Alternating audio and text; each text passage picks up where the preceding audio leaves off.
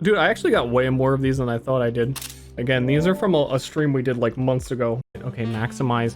I'm hoping this is the right email address for the good question. If I recall correctly, during the Overwatch stream over a year or two ago, something I said a year or two ago about a video game, you talked about design ideals that you plan to implement in Star Mod. Again, a really old thing that I had talked about a long time ago is that I wanted to make a mod for TF2 back in the day that had a lot of the same ideals that Overwatch introduced. And that it was like, oh, hey, shit, they already fucking did it. That's cool. And that's why I got super excited about Overwatch. That was one of the main reasons. To me, it seemed clear that the evolution of FPS games needed the integration of MOBA-like heroes and abilities for them to move forward. It made a lot of sense to me, so I was very excited about that. Giving the example you had for demo, blah, blah, blah, blah, blah. In Star Mod, you moved in a similar direction like Overwatch with your ideas, with tank-focused team-based gameplay and more characters receiving movement abilities. Now that you've seen Overwatch's development and Blizzard's design ideas and processes, do you still hold on to your design ideals you had beforehand? Will you ever attempt something like Star Mod with Overwatch Workshop? No. That actually kind of could be fun, but no, I am not good enough at it. A lot of the more interesting things that I introduced, the Lang had actually coded, so I'm a cop out. One thing that I realized very early on with the whole TF2 Star Mod thing I was doing was the only real tank was the heavy, which you could only have one heavy at a time, so it was already class limits. I figured that out like 4 years before Blizzard, and he was exceptionally difficult to balance. Even with there only being one of them. He was fucking giant. He was using one of the man vs. machine mechanical models so that he was like a super giant fucking like significant thing on the map. But the overall design philosophy was each character should feel individually different and focus on a specific thing. Like the example that he gave, giving the idea that you had for the demo where you can place blah, blah, blah, blah, blah. He was solely for defense. It was mostly capture the flag.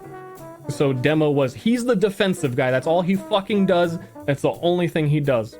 Because one thing that had bothered me a little bit about TF2's design is that eventually, as enough items were released, every single character could heal. You had Black Box, you got Milk, you got all this shit, so every person is the medic. I was like, no, fuck that. Only the medic's gonna heal, but you make the medic so good at healing that it's fun to heal people, because they got a lot of cool healing options, but only the medic. So when you're like, hey, did you see Blizzard's design process? Do you still hold on to your ideals? Blizzard fucked that idea up instantly when they gave Soldier 76 the healing field, Bastion self-healing. They broke the boundaries of class identity so quickly and gave up on it. I wouldn't say gave up on it, but like felt the need to let, like it's a class-based, team-based tactical shooter was their idea, and yet there were no hero limits. There was no such thing as we need X healers, and healing was on DPS heroes. So I don't think our design ideals actually lined up that well, because that was really important to me. I think Overwatch has suffered a lot for it, specifically if you look at any hero that's new that is you'd call like a hybrid hero. Like Brigitte is, oh, she's a tank and a healer. That's fucking awful, because the whole situation with having roles and specific intent of a character, the best characters are the ones that are good at the most things, and the more hybrid characters they made, they were just better at fucking everything. So the other characters that were only good at one thing were utterly pointless, especially when you're defending. You don't know what the attackers are going to have, so you can't have a specific defense setup because you don't know what they're going to fucking have, and they just come out to get with something weird. So no, you need the most well-rounded, good at everything possible team you could have, which includes characters like Brigitte, because she's a tank, she's a healer, and she basically was DPS because she could one-shot people. That whole ideal design process utterly fucks the whole entire concept of Overwatch. It's too bad they were dumb enough to do it, because it was pretty significant, important idea, I think, still within FPS genre to introduce abilities and classes and that kind of thing. And they happen to be the people that got popular for it and fucked it up really bad. Zarya's been strong because basically every hero that's been strong has been strong because they're good at everything.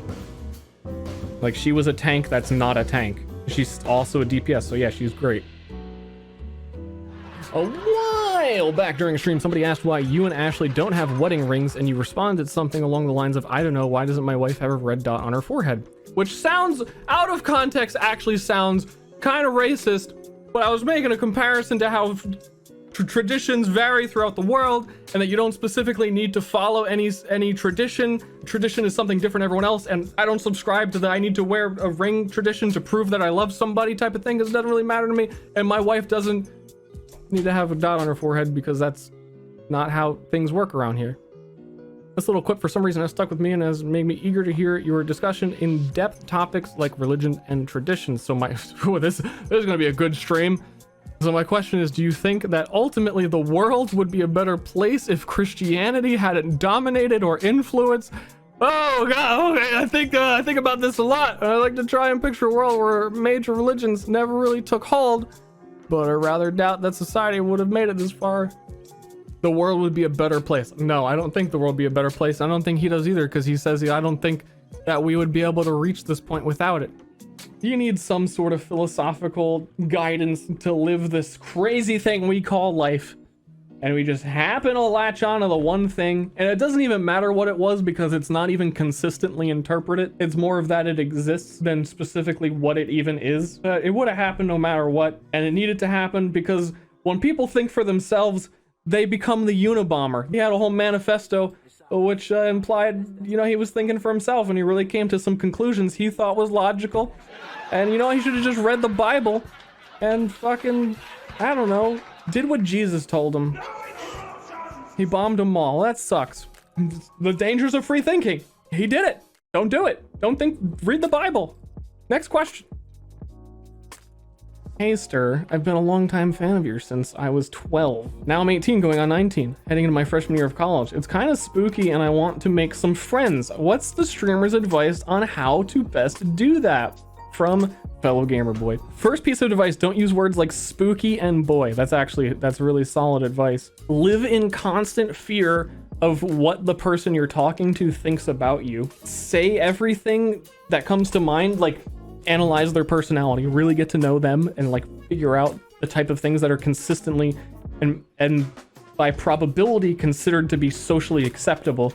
And then within a conversation, break out a few of those things. Once you have the statistics broken down and a little bit of practice for your delivery, then you will be able to assimilate and hide in plain sight within society, like many famous people have done that are lizard people. They don't know what the fuck's going on. If he can make friends, anyone can. Hey man, be outgoing and don't second guess yourself. And if something doesn't work, then failure is the first recipe to success. And then, if you really want friends, find a hobby. Because I don't make make friends, but I played ping pong and I met a lot of people. I didn't speak the same language as several of them. However, I would still consider them friends over our shared hobby and camaraderie in the shared activity that we all participated in. So find a hobby, dude. That's not video games. Leave your house and that's my advice. And wait a while before you show penis. I had a hobby and no one wanted to talk to me despite me being really fucking good at it. Maybe you smell. I mean, it is hard to say without knowing the specific person problem and why they're having trouble socially. It's the same thing when someone's like, hey, give me some advice in Overwatch. I don't know how you play, what you're doing wrong. Actually, what John said, also true, that if you're too good at something, then people are intimidated by that fact and will kind of stay at a distance. But also, anyone who has that is like, hey, I'm a big gamer and, very uncomfortable around people. I'm just saying, consider what it would be like to accept that you're introverted. And then, not talk to anybody. Yo, Ster, I'm a smartish guy and I go to university doing computer science. Work hard, eat my greens, persuade myself to lift on occasion. He lifted one time, fact. But for the life of me, I cannot seem to make lasting friendships. Some of the things I've tried at clubs and societies at uni, but that's whimsical. And people there already have developed their own cliques where the lads and lasses. Do you wear a fedora? Take it off. Step one. I've been around. I've done the dirty with a few. I ain't no square. You're wearing a fedora. You're going around the society wearing your fedora. And you're just like, how come girls don't like nice guys? You know what I'm saying? But it's not the time for that any longer. I'm 24. I want to talk to people, hang out, and get some fuck, make some real friends to go forward in life with. However, unbelievably, conversation really gets past the, hey, how are you? What do you do for a living? You shouldn't start a conversation with what do you do for a living. I'll talk about that in a second. How about some advice for a guy without a clue? Great streams. You're one of them people that puts effort into their entertainment. You're fucking clueless. No, I don't. I really do feel like the guy who wrote this is probably here, and it took me like months to respond, and I'm just an asshole. There's a guy, I think his name's like Alan Botten, maybe.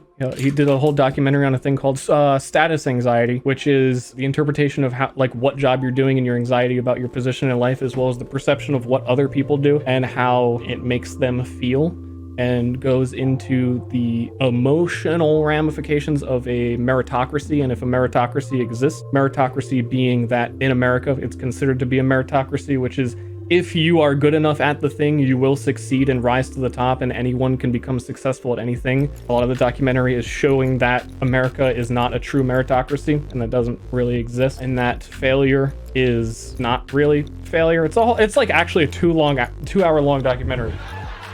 But the TED Talk is a very shortened version of it. That's like 14 minutes.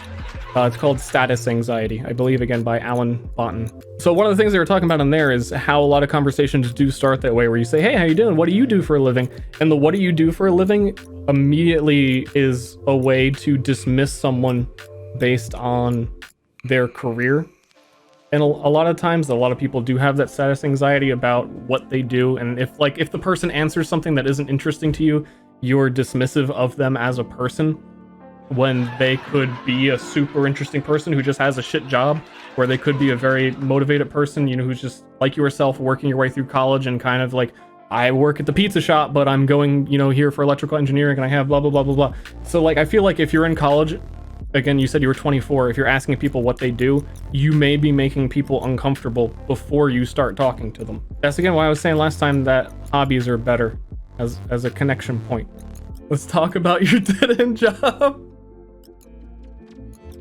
Hobbies are chosen because you like it, not necessarily for true jobs. Yeah, I mean, that's kind of where I'm getting at. I guess it's stuck in my mind because after watching that documentary, like, I don't know, that's the first thing that stood out to me.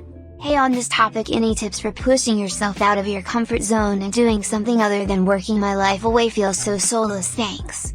I kind of feel you on that I have a hard time pushing myself to do things that I knew I should do. And really the only answer is that it's hard for you to push yourself to do the thing that you know you should do, and all you can do is rely on you to push yourself to do it. If you like skip it one time, the odds of you skipping it again keeps going up. So you really just have to take that one instance and fucking jump on it. Especially if you like see a situation where you're thinking to yourself like, oh man, like I wish I could go up to this person and blah, blah, blah, and then you don't. You're not gonna do it next time. Gosh dang inertia. We're talking inertia. I think I had read a statistic one time about how people reacted to one specific part of weight loss routines, which give cheat days. And the people who were given cheat days were significantly much more likely to take an additional cheat day because they had already taken one cheat day. It was kind of already set in motion. If you set yourself to say, I am never going to do blank, then it's a lot easier for you to consistently never do it than to say, you know, once a month or once a week, I'll fucking skip. Because you get into the mentality, it builds over time of you are allowed to cheat and you're allowed to skip out on what you want. Even in this situation where you're saying, you know, what is advice to just go do the thing? That's why I said it becomes... Every time you don't do it, you become more likely to continue not doing it, and you need to break that trend as quickly as you can. I was reading about everyday life things being compared to things in a way similar to how PTSD grabs hold of people, where that with PTSD, you develop a fear of something, and I don't want to diminish PTSD with this explanation, it might sound like that, but when you retreat mentally from something and you're afraid of something and you escape from it, it reinforces a lot more in your mind that getting away from the thing that caused that anxiety was good for you, and you'll reinforce that behavior whenever it comes up again. So for the most basic level of explanation, if you think a house is haunted on your street and driving by the house gives you anxiety, and you just you know what, I was thinking of going in, I'm not gonna go, I'm just gonna drive away. As you drive away from the haunted house, you get that relief, like, okay, I'm away from it. That you're reinforcing yourself that you successfully evaded the thing that causes you anxiety. And I think that this is very relevant for these. I have a hard time going up and talking to people. I have a hard time meeting people. Because if you have social anxiety and you don't go up and talk to the person, you are reinforcing that you were safer to have not done the thing that gave you anxiety in the first place. And it will keep building on itself. And now we're talking in circles, but there's like 7 explanations for the same thing. I think I have another question. Do you see yourself continuing to stream long into the future, as long as it is viable? Or do you like the idea of getting into other types of work, game design, etc., especially with the game system you've been developing? I was curious if you at least entertained thoughts of going into a more serious kind of business with your passions. Streaming is less fulfilling than other things for sure, and I'm gonna do it as long as it's fun, and then when it's not fun, I'm not gonna do it. Like, I had a tweet recently saying I was going to focus on other things more, and I have been. That trying to force yourself to stream when there's a game that I'm not passionate about is just like the most efficient way to waste time of just sitting around thinking of what to stream is like a trap that I do not want to get stuck in. I'm in a 4-year-long relationship. Ooh, 4-year-long relationship with my girlfriend. Lately, I've been noticing that I have been becoming more jealous. I don't like it when she spends too much time with a certain guy friend of hers, and I also feel intimidated by the fact that she is so outgoing and successful. Don't do that. Well, I just sit on my ass all day. Not true, but sometimes it feels like that. I know these thoughts are really not rational and I don't express them, so my girlfriend doesn't notice I'm a bit of a jealous type. Still can't ignore the fact that I have these feelings, and that to face the fact that these feelings upset me and makes me feel insecure. I hope you can give me some useful advice. Get on her level. I mean, Ashley, you're one to talk how stressed Ashley was that she wanted to get a job and do big things that she's doing now, that it's not an easy situation to be in a relationship and feel like you're not contributing to it and be equals with the God Gamer. I know Arcadum had even expressed some of this as well before his stream was becoming more successful and sustainable. It's like a level of guilt that the other person is doing more work. It's easy to become afraid that they will just, hey, this other certain guy friend is an easy way out of you and your insecurities that you're not doing enough. But you know what the key to a relationship is, kids? I'm waiting. I'm actually waiting. I want to see what chat says. Money. It's money, and if you don't get some moolah quick, she's gonna fucking dump your ass for fucking Chad over there. Chad, using this joke again, Ashley, he's only got 6% body fat and it's all on his dick. So you're not gonna last very long against that kind of competition. No, it's communication. It's really hard to talk about your insecurities to another person, but you kind of have to. If you have a deep discussion of what you're trying to accomplish and where you're going, how important it is for you to get there, it is a lot easier for another person to come into your life and say, oh, that he's serious about this. I'm willing to wait for him to get there because I'm in a 4-year relationship with him, and that's how that shit works. Yeah, I don't think you'd be together for 4 years if it was nothing. Just don't be insecure. You can be insecure, but it's gonna be worse and detrimental to you long term to be insecure by yourself and just be sucked up and wrapped up in this like ball of anxiety and guilt that you can't talk to your partner with about. Be open with your partner and put it all on the table so that you create a bond over your shared intense emotions and blast all that into a fucking baby. And then once you got the baby, they can't leave. No, don't do all that. Yeah, don't do all that. Just fucking talk to people. That's all I have to say about that. Just talk to people. Yeah. So I am a university student studying software engineering in the UK in Wales. A question that I would like to have answered is in respect to driving and driver's license. Knowing that you don't drive, so which is why I think this might be a little short. Any second thoughts about not learning or getting your license? I have had many driver lessons in the past. Yeah, that is a really long question that is summarized in the first one. I'm sorry for being a bad boy not reading the entire thing, but it's a really simple answer for me. All of my residential choices where I live have been decided entirely based on the fact that I don't have a driver's license. The necessities within walking distance. Also, I'm a millennial now and I have an electric bike and it gets me where I need to go. Also, yeah, walksquare.com. Just live somewhere where you don't need a car. I mean, I don't know Wales, or you're living in a whale. I don't know if there are places like that. Maybe you live in a really shitty area. Learn to drive. The fuck? Like, you're thinking about it this much, you're not doing it? Just fuck. But I gotta tell you, it's pretty nice not having to pay for car insurance on a car. Ster, I have a question. I'm a pianist, and I've played it for more than 15 years now in total. I play mostly classical music from every era, also a bit of jazz here and there. As of late, I've gotten real bummed about playing it. I feel like I always shit miss, no matter how well I learned a piece.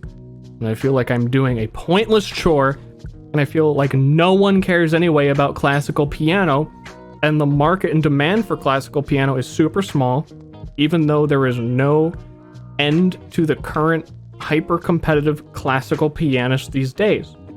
So a very small demand, a very large and very competitive supply. Oh, I read that weird. My question is, how do I keep up with consistently practicing for little or no return? How do I cope with knowing that there is no fruit of an almost endless labor? Should I just give up? Thanks for reading. So you're saying like my previous YouTube video that I made $2 an hour before expenses. You're saying like that. I know about that. This type of problem, as defined by the book Designing Your Life, is referred to as a gravity problem. In the sense that a gravity problem, as they describe their definition of it, is that it's a problem that you cannot solve. The example that they give is the person does not like the commute coming home from work. Their bike going uphill coming home is too much work and they don't like it, and it's, you know, too much of a problem. They say, you know, that's a gravity problem. You literally cannot solve that problem because gravity is going to continue to exist, and no matter what, your bike is going to be too difficult to push up this hill. So it's important to identify when you have a gravity problem that is unsolvable and try and focus on what you can solve. So the gravity problem in this situation is classical pianists, you cannot change how they will be paid.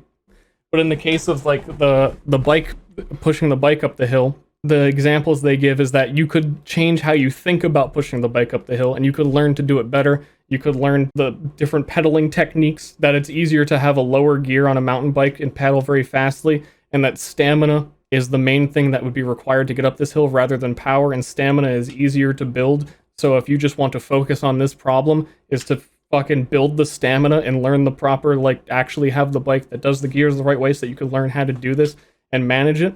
So the problem, classical pianists get paid nothing. You can't change that. That's first step. So you need to look at it from the perspective of what you're okay with. Are you okay with not being paid?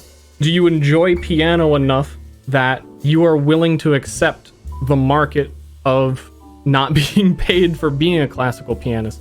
I mean, I don't think you would have done it for 15 years if you didn't enjoy it to some extent, but I think you need to, of all the things in your problem, identify which ones are actually solvable. I mean, you might just want to give up if you don't think that it is viable, and if financially what money means to you means more to you than being able to do what you want.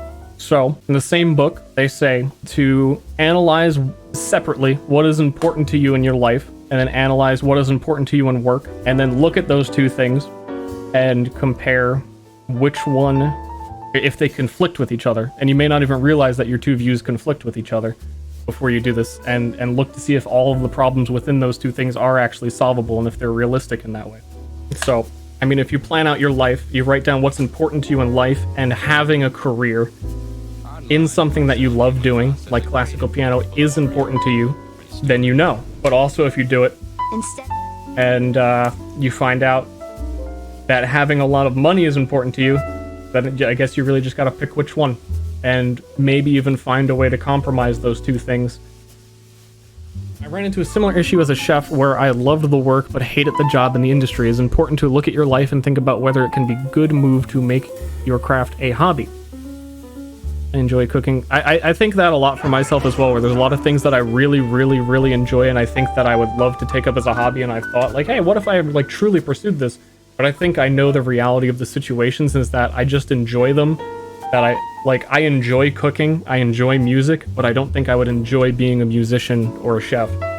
And that if you're in that kind of situation and you aren't ready yet to make a decision, it's a lot better to find someone who's in that career, or find a way to, you know, I guess in a way, apprentice and just like put a foot in and really get the full perspective of what it would actually for real be like if you went the full route. Which I mean, like, finding like a incredibly talented classical pianist at the top of the fucking game might be hard to find, but in that exact scenario. But like, if you truly pursued it to the point of profession, it may actually be more different than you imagine it as well. Did you ever do the Myers-Briggs personality test? Yeah, I did that. I'm a INTP. Why are you made of plastic? I don't know, dude.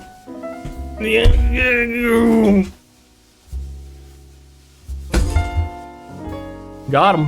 Who notched your eyebrow? Because when I was a baby, I got pushed off a high chair, my head hit the corner of a table, and then there's a second one there that's harder to see that goes up, and that's when I fell off a balcony playing tag. Dear Ster, I'm writing this email to ask you a serious question as per your stream request. How do I stop being such a salty scrub when I play video games? As a little backstory, I'm 19 years of age, I've only been subbed for a few months, and I've watched you since your Payload Upward commentaries. Good times those were. I've been diagnosed with depression and high-functioning autism. I have 2 online friends that I don't talk to anymore. I know you're a cool dude and seem relatively chill while playing video games. I love watching your streams and how laid back you can be in the face of total dickheads. I wish I knew your secrets to staying cool and level-headed. I just get so tilted playing games like Overwatch and Soul Calibur when the games go full-on jank mode. Those are 2 very specifically frustrating, shitty games to get annoyed at. I even used to leave bite marks on my controller playing darts. Holy shit! I get so tilted playing games like Overwatch and Soul. I've read that. I feel like such a joke afterwards, but in the moment it infuriates me. I seem to care way too much, but I am fully aware of how silly that is. I just want to impress Obamacare, but I still make silly mistakes instead of moving on. I get stuck in the mindset of a scrub. I really want to play games competitively, but whenever I get heated, I make bad calls and ruin my own experience. The tilt is real. I feel like such a dork because of it. Any advice is appreciated. Thank you in advance. How to not get upset in a game. First of all, Dr. Phil, tonally, the way he describes people who come on their show with fucking game addictions. Whenever a mom comes on, it's like, my son's been playing too much Fortnite, and we gotta fucking beat it out of him. He's wasting his life, and it's awful, and he's too addicted to these games. One of the first things he actually points out now, which is kind of cool that it has, like I said, it was a kind of tonal shift that way these things are explained, is that things that are important to the kid in question here, who took these things important enough to spend that much time on it, isn't and shouldn't really be seen as a waste of time, and it's very negative to look at it from the perspective of a waste of time, because the things that happen in the game affect the person's real life, and the sense of accomplishment does carry over, and they're not explicitly meaningless. Getting upset in the game is okay, it just means you care, and that's a good starting point to be involved in the competitive aspect of the game. That's alright. It's not bad that you care, but how much you care is obviously a problem. Because if you're biting shit, that's a problem. If you're getting upset in Overwatch and you're getting upset in these games that frustrate you, it is not, again, not explicitly the games that you're getting upset at, is that you're prone to being upset by these things. And it's not a problem that you need to look at from the perspective of how do I stop getting annoyed in the game, and rather how do I just not be upset? How do I not let things bother me this much?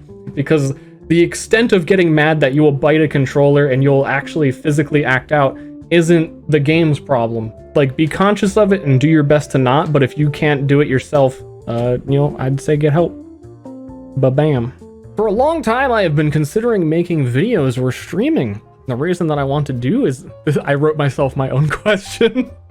I just want, like, objectively, I wanted to, like, take my name off of it and see how I felt about it. I feel like it would be something fun to do with my time and might be slightly more productive than just sitting and playing games in a silent by myself. My PC and my internet are both very much capable of streaming, but I've been reluctant to start doing it because I just don't know how to approach something like that.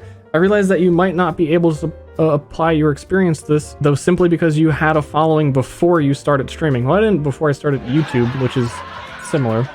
I suppose the real question is that what would be most worth my time, making videos or streaming? Something tells me that doing both might be overwhelming, and with the state of YouTube at the moment, I might be hot dookie. Or perhaps it would just be best to not even attempt both and instead work on art or music. I have such a variety of interests that I often find myself not getting really good at anything and being mad at a lot of things. Overall, I just want something to be a hobby, blah, blah, blah, blah, blah. I get it. Same thing I said earlier. I mean, this is kind of what he's doing, is reaching out to someone that does the thing that he's interested in and seeing their perspective on it, and if it really is what they think that it is and what they think about their situation. So when you have a lot of interest, it's cool. I think if you're trying to narrow it down, let me help you narrow it down. If you think doing Twitch and doing videos at the same time might be overwhelming, you've already failed and you're not going to be extremely successful with it, because the only way you're going to be successful at either is by not having a life anymore. And if you're not prepared to not have a life, then it is a hobby. And when you specifically say it might be slightly more productive to stream, don't trick yourself. It's not more productive to stream while you're playing a game if you're not taking it to the serious level of, I am accepting that I am going to overwhelm myself and do everything that I need to do. Otherwise, it is a hobby. You're just streaming while you play. There's a million people on this site that just kind of like, I'm trying to stream. They have one viewer and they just sit there. And that doesn't make them more productive. They're not building towards a dream. They're not creating a career. They're just literally just streaming, but that in itself isn't building anything. So of all these interests you have, I would say really narrow them down and really figure out which one you want to commit that time to before I overstay my welcome. Any question, weird life advice, whatever, anything you think that would be entertaining to talk about on stream, please send it to SterLovesFood@gmail.com. It'll be 1 p.m. Central Time Friday. I'm gonna even write it down so I don't forget my own D&D session like I almost did last week. I'm gonna be here all day if I don't get out. So I'll see you around, everybody. Thanks for hanging out. It was a lot of fun.